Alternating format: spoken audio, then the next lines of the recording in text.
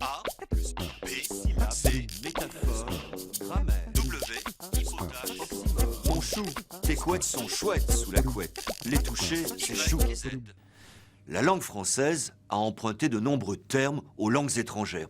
Il s'agit généralement de mots. Je ne connais que 2 exemples de phrases empruntées. Le premier est célèbre, spectaculaire. L'interrogation allemande « Was ist das ?» signifie « qu'est-ce que c'est ?»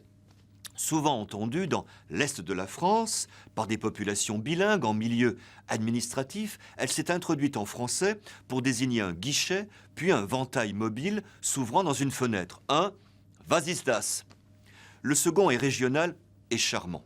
Dans l'ouest de la France, cette fois-ci, et notamment sur le littoral charentais et vendéen, les paysannes portaient traditionnellement une coiffe de travail aplatie sur la tête et retombant en larges pans sur les côtés du visage. Cette coiffe s'appelle une quichenotte. Elle protégeait ces paysannes du soleil, mais aussi des assiduités des soldats anglais. On voit en effet dans quichenotte une altération de kiss not, ne m'embrassez pas, aimable résistance à la sollicitude britannique.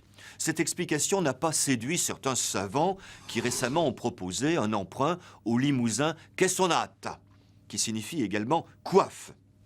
Peut-être. Quant à moi, je préfère ce kissnot devenu kishnot.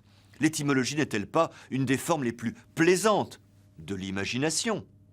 A plus B, C, Métaphore, grammaire, W, hypothèse, oxymore. Y et Z.